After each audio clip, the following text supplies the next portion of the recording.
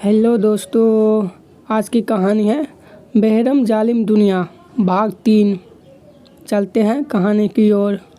सच सच बताइए, उसने विनम्रतापूर्वक कहा कि इस दुनिया में सभी मर्द एक जैसे नहीं होते। उसका इतना कहना था कि मेरे मुंह से मर्दों के लिए गालियों की वर्षा शुरू हो गई।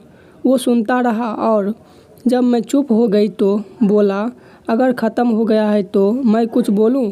मेरा कहना था कि आज तक मुझे किसी मर्द ने कभी कोई इज्जत नहीं दी।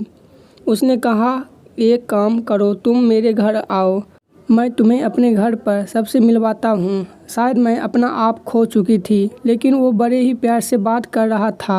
हम दोनों ने करीब 1 घंटे बात करी। फिर उसे शायद किसी काम से जाना था तो वो चला गया। अगले दिन सुबह मैंने उसे बोला कि आज दिन में कहीं लंच के लिए चलते हैं। वो छुट्टी का दिन था और वे घर पर काम कर रहा था।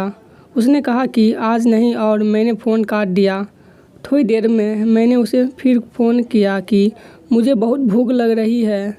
उसने कहा कि तुम एक काम करो, तुम मेरे घर आ जाओ, मैं मेड से कह देता हूँ कि वो तुम्हारे लिए भी खाना तैयार कर देगी। मैंने कहने पर कर कि मैं सच में आ जाऊँ। उसने कहा हाँ। मैं 2 बजे उसके घर पहुंची। उसने अपनी माँ अपनी बहन से मुझे मिलवाया। उन्होंने मुझे इतनी इज्जत दी, शायद मैं वो दिन अपनी लाइफ में कभी नहीं भूल सकती। उसकी माँ को मैंने अपनी सारी बात बताई। उन्होंने मुझे भगवान में ध्यान लगाने को कहा और योग की शिक्षा दी।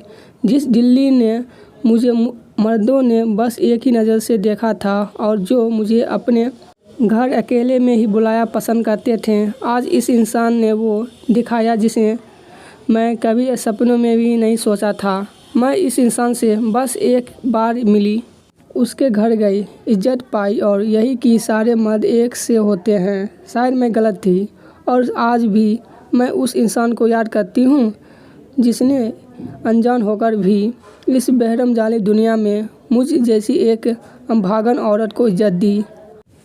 आज की ये सभी भाग यहीं पर ख़त्म होती है। धन्यवाद।